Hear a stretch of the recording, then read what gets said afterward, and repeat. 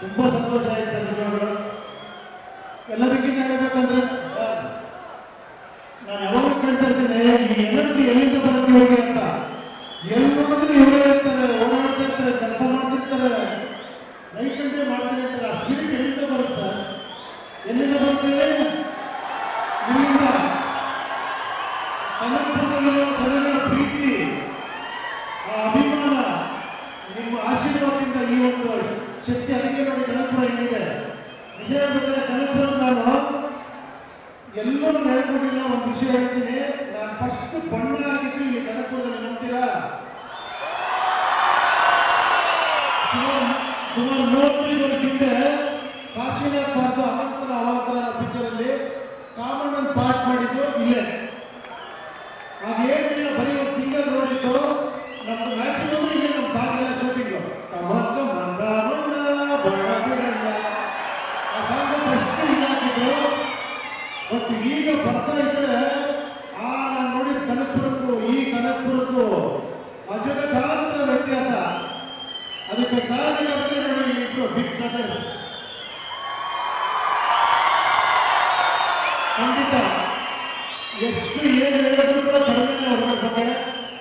ಆ ಬರ್ತಿರ್ಬೇಕಾದ್ರೆ ನೋಡಿದ್ರೆ ನನ್ಗೆ ಯಾವ ಅಮೆರಿಕ ಬಂದಾಗ ಈ ಕಡೆ ಆ ಕಡೆ ಹಾಸ್ಪಿಟಲ್ ಅದ್ಭುತ ಸರ್. ನಿಜವಾಗ್ಲೂ ತುಂಬಾ ನಾನು ಮುಖಸ್ತುತಿ ಮಾಡ್ತೀನಿ ಅಂತ ನನಗೆ ಏನು ಫೀಲ್ ಆಯಿತು ಅದನ್ನ ಹೇಳ್ತಾ ಇದ್ದೀನಿ ಅಷ್ಟೇ. ನಿಮಗೆ ಗೊತ್ತು ನಾನು ರಾಜಕೀಯದವಲ್ಲ ಅಂತ, ಆದರೂ ಹೊಡ್ತಾ ಇದ್ದೀನಿ. ನನಗೆ ಅಷ್ಟು ಖುಷಿಯಾಗಿ ಏರಿಯಾಗೆ ಬಂದು ಹೆಸರಲ್ಲೇ ಕನಕ ಅಂತಿದೆ, ಚಿನ್ನ ಕನಕಪುರ. ಒಳ್ಳೇದಾಗ್ಲಿ. ಇದೇ ತರ ಉತ್ಸವ ನಡೆಸ್ತಾ ಇದ್ದೀವಿ. ಯಾವಾಗ ಫ್ರೀ ಇತ್ತು ಅವಾಗೆಲ್ಲ ಕರೀತಾ ಇದೆ, ಬರ್ತಾ ಇರ್ತೀವಿ. ಒಳ್ಳೇದಾಗ್ಲಿ. ನಿಮ್ಮ ಆಶೀರ್ವಾದ ಯಾವಾಗಲೂ ಒಳ್ಳೆ ವ್ಯಕ್ತಿಗಳ ಮೇಲೆ, ಒಳ್ಳೆ ಕೆಲಸಗಾರ ಮೇಲೆ ಇರಲಿ. Thank you, thank you. I like it.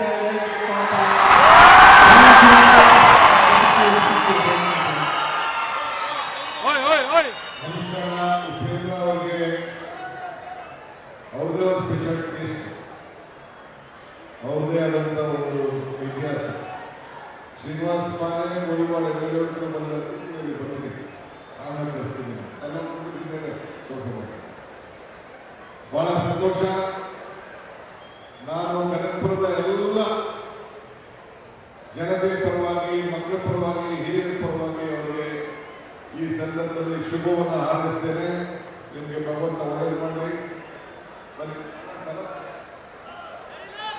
ಇಲ್ಲ, ನಾನು ಆಮೇಲೆ ಮಾತಾಡ್ತೀನಿ, ಮಧ್ಯದಲ್ಲಿ ಮಾತಾಡ್ತೀನಿ. ಅವ್ರ ಪರ್ಫಾರ್ಮೆನ್ಸ್ ಮಾಡಿ ನಾನು ಆಮೇಲೆ ಕೆಲವು ವಿಚಾರನ ನಾನು 5 ನಿಮಿಷ ಮಾತಾಡ್ತೀನಿ. ಓಕೆ, ಸನ್ಮಾನ ಏನು ಮಾಡ್ತೀರಿ ಆಮೇಲೆ ಖಂಡಿತ.